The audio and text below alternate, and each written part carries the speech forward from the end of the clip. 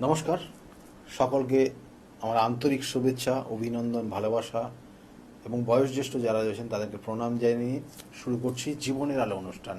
আপনাদের খুব প্রিয় অনুষ্ঠান।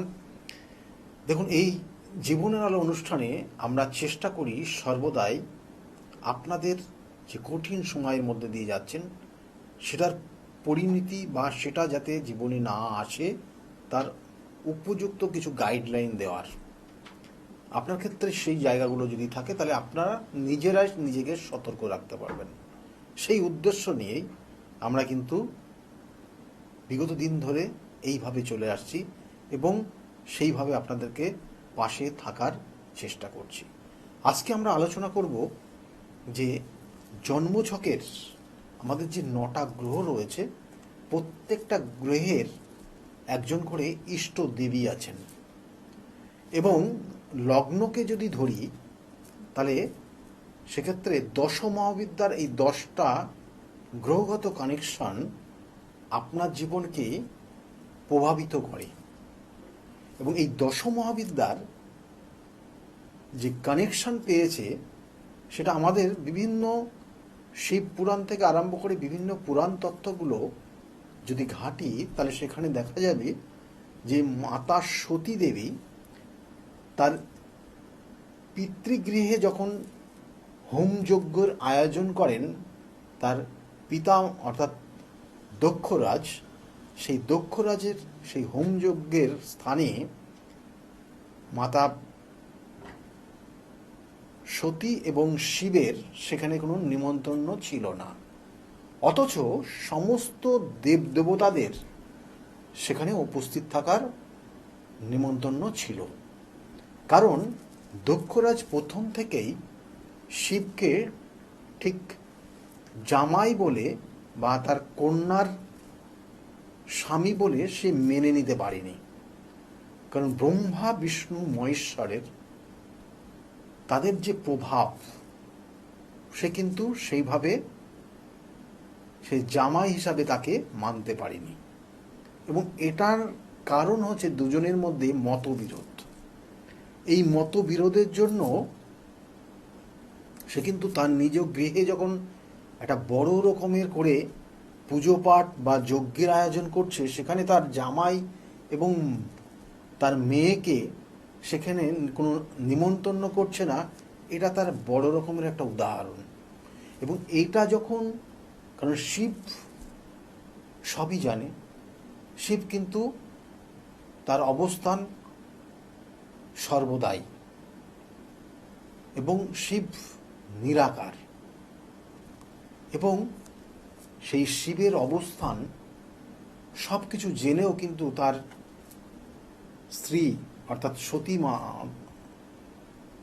মাতা সতীকে সেখানে কিন্তু যেতে নিষেধ করে, তার অনুমতি দেয় না।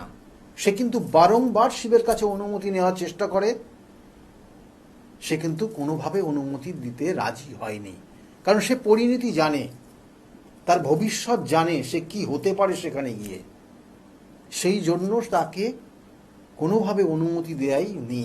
এবং যখন এইভাবে বলার পর একের পর এক সে অনুরোধ করতে লাগলো এবং বলতে লাগলো, যখন অনুমতি কোনোভাবে পাচ্ছে না কিন্তু তার নিজ পিতৃগৃহে তাকে যেতেই হবে।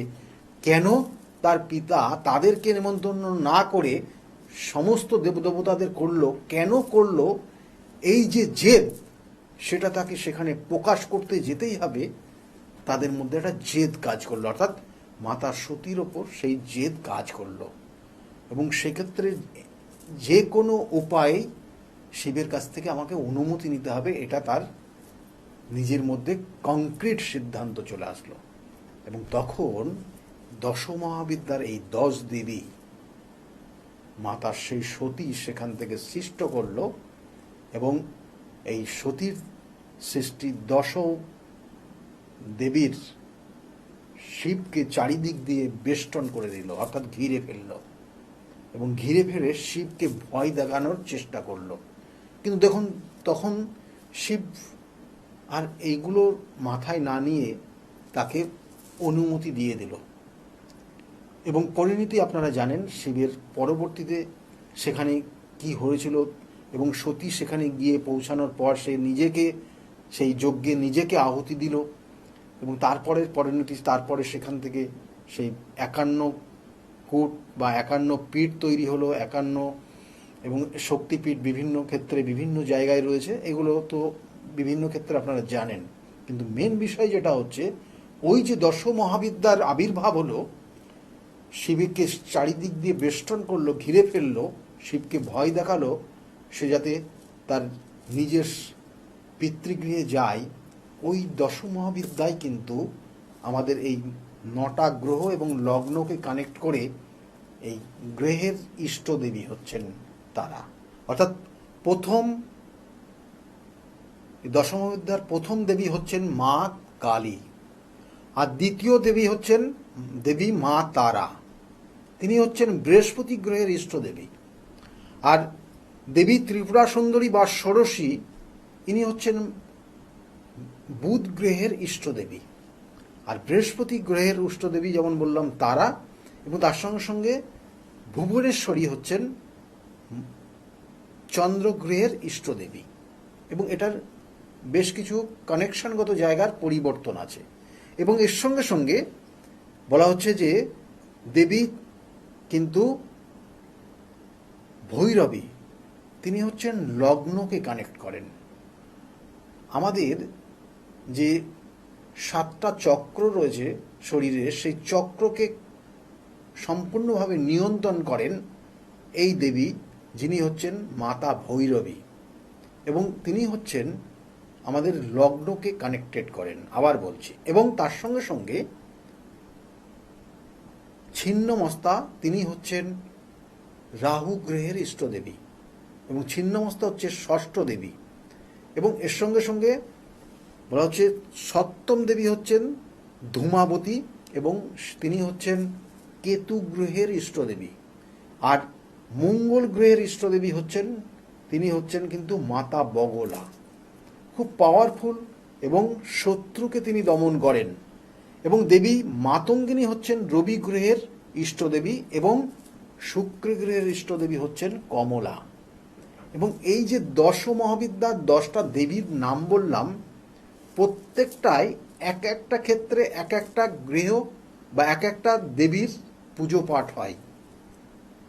যদি কোনো কারণে কোনো জাতক জাতিকা তার বিশৃঙ্খলা জীবনযাপন, উচ্ছৃঙ্খল জীবনযাপন, কখনো কখনো দাম্পত্য অশান্তি চরম জায়গায় তৈরি হয়ে যাচ্ছে, তাহলে সেক্ষেত্রে কিন্তু এই কখনো কখনো ছিন্নমস্তা দেবীর কিন্তু সেখানে পুজো পাঠ হয়। ছিন্নমস্তা হচ্ছে রাহু গ্রহের ইষ্টদেবী, কারণ রাহু আমাদের জীবনের কিন্তু অনেক সময় অশুভ দিকে টার্নিং নিয়ে নেয়, যেটা রাহু একমাত্র যদি সঠিক জায়গায় না থাকে, তাহলে তার চাওয়া পাওয়ার জায়গাগুলোকে কিন্তু সম্পূর্ণভাবে নিয়ন্ত্রণের মধ্যে রাখতে পারে না, নিজের কন্ট্রোলে রাখতে পারে না।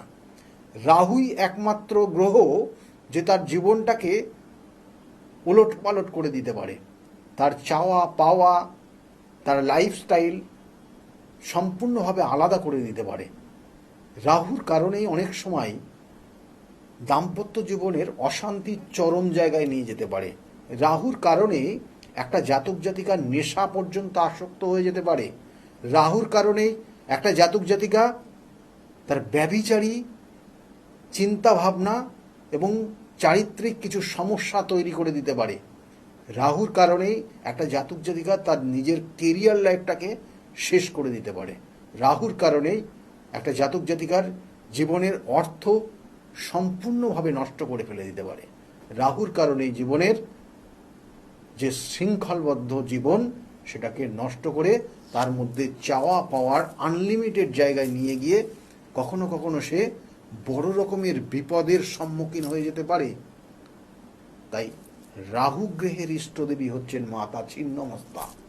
তাই মাতা ছিন্নমস্তার যে আপনি মূর্তি দেখেন, তাহলে দেখবেন যে সেখানে কামদেব এবং রতিদেব, অর্থাৎ কামদেব এবং রতিদেবী যখন তারা কিন্তু সঙ্গমরত অবস্থায় রয়েছেন, তার ওপরে মাতা ছিন্নমস্তা দণ্ডায়মান, এবং তিনি কি করছেন, তার নিজের গলা ছেদ করে তার যে 3টে ধারাতে রক্ত প্রবাহিত হচ্ছে, তার 2টো ধারা রক্ত দিচ্ছে। কাকে দিচ্ছে? না, তার ক্ষুধা নিবারণ করছে, তার নিজের সখীদের। আর আরেকটা ধারা তার নিজের ক্ষুধা নিবারণ করছে, তার মুন্ডর মুখে গিয়ে পড়ছে। এবং সেখানে সে ব্যালেন্স দেখাচ্ছে। তিনি দেখাচ্ছেন সৃষ্টিও হবে, যেটা কামদেব এবং রতি দেবী সেখানে তারা সঙ্গমরত অবস্থায় রয়েছেন, এবং সেখানে সৃষ্টির জায়গা রয়েছে। আবার সেখানে অবস্থান রয়েছে, সেখানে কিছু ব্যভিচারী দোষ রয়েছে। তাহলে সেই জায়গার সেই দোষগুলোর সেখানে খণ্ডন হয় এই মায়ের নির্দিষ্ট পুজো পাঠের মাধ্যমে। আবার সে জন্ম এবং মৃত্যুকে সে ব্যালেন্স জায়গায় রেখেছে, তার এই মূর্তির মাধ্যমে কিন্তু তার প্রকাশ হয়।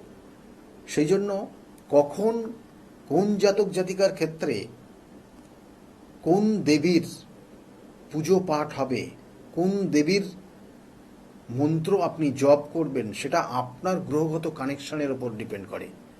সেই জন্য কখনো কখনো দুর্গা মায়ের মন্ত্র জপ করা, কখনো কখনো ছিন্নমস্তার মন্ত্র জপ করা, কখনো কখনো বগলা মায়ের মন্ত্র জপ করা, কারণ আপনার জীবনে হয়তো সেটা শত্রুতার জায়গাও রয়েছে। তাহলে কখন সেক্ষেত্রে আপনার বগলা মায়ের আপনি পুজো পাঠ করবেন। কখনো কখনো দেখা গেল আপনার ক্ষেত্রে শত্রু রয়েছে প্রকাশ্যে, তাহলে সেক্ষেত্রে বগলা মায়ের জন্য পুজো করবেন। কখনো কখনো শত্রু রয়েছে আপনার খুব গুপ্ত, তাহলে সেক্ষেত্রে কিন্তু ধূমাবতী মা, কারণ তিনি হচ্ছেন কেতু গ্রহের ইষ্টদেবী, তাকে স্মরণ করবেন। প্রত্যেকটা কানেক্টেড। এবং এই দশ মহাবিদ্যার যে 10 দেবী রয়েছেন সর্বদাই, তাদেরকে যদি আপনি স্মরণ করে চললেন, তাহলে আপনার গ্রহগত যে জায়গা রয়েছে সেই প্রত্যেকটা গ্রহের যে অবস্থান রয়েছে তারা সঠিকভাবে থাকবে এবং আপনাকে সঠিক ফল দিয়ে যাবে। সেই জন্য আপনার ক্ষেত্রে যে সমস্যা থাকবে, সেই সমস্যার নির্দিষ্টভাবে বার করে তার সঠিক প্রতিকার প্রতিবিধান দিলেই জায়গাগুলো ভালো হবে। আমি বারবার বলি, প্রতিকার প্রতিবিধান সঠিক গাইডলাইন জীবনকে পরিবর্তন করতে পারে।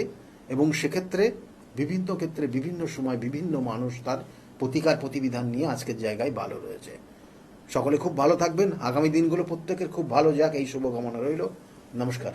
তাহলে আর দেরি কেন, চটপট ফোন করুন 9836410969 অথবা 8335805241 এই নাম্বারে। শুধুমাত্র একটি ফোন, যা পাল্টে দিতে পারে আপনার গোটা জীবন। জ্যোতিষবিদ, বাস্তুবিদ, হস্তরেখা বিশারদ, গোল্ড মেডেলিস্ট ও spiritual guide doctor Gautam Shastri, এক এবং অদ্বিতীয়।